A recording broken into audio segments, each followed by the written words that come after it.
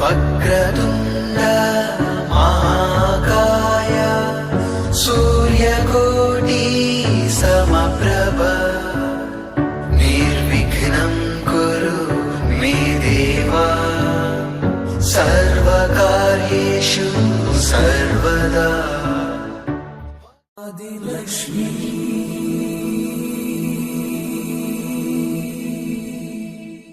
श्री धनलक्ष्मी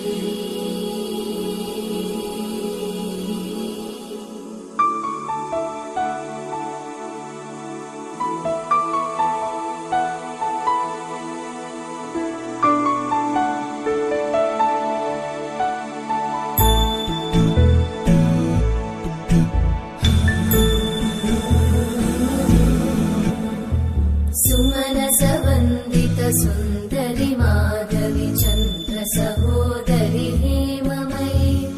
मुनिगणवन्दित मोक्षप्रदायिनि मञ्जुळभाषिणि वेदनुते पङ्कजवासिनि देवसुपूजित सद्गुणवर्षिणि शान्तियुते जय जय हे मधुसूदन कामिनि आदिलक्ष्मि जय पालय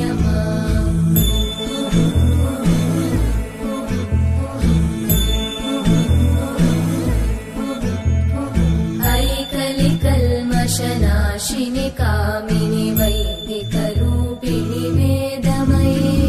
क्षीरसमुद्भव मङ्गलरूपिणि मन्त्रनिवासिनि मन्त्रनुते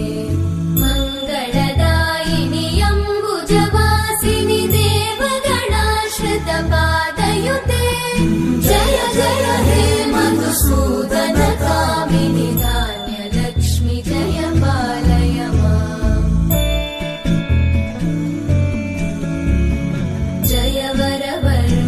वैष्णवि भार्गवि मन्त्रस्वरूपिणि मन्त्रमये सुरगणपूजित शीघ्रफलप्रद ज्ञानविकासिनि शास्त्रनुते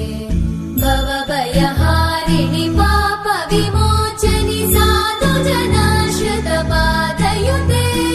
जय जय हे मधुसूदन कामिनि धैर्यलक्ष्मि जय पालय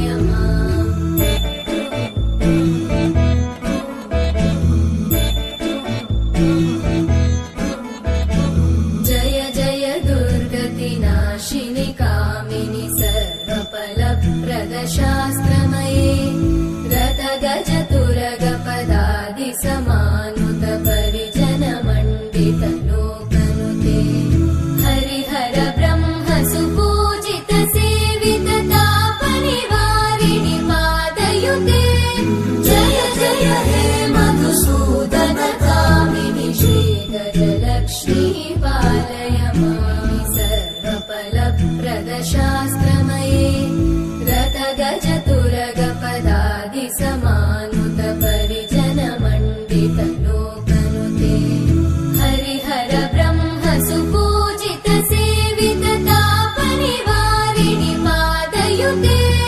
जय जय हे मधुसूदन कामिनि श्रीगजलक्ष्मी पालय ऐकगवाहिनि मोहिनि चक्रिणि रागविवर्धिनि ज्ञानमये गुणगणवारिधि लोकहितैषिणि सप्तस्वरवरगाननुते सकलसुरासुरदेव मुनीश्वर मानववन्दित पादयुते जय जय हे मधुसूदन कामिनि सन्तानलक्ष्मि पालय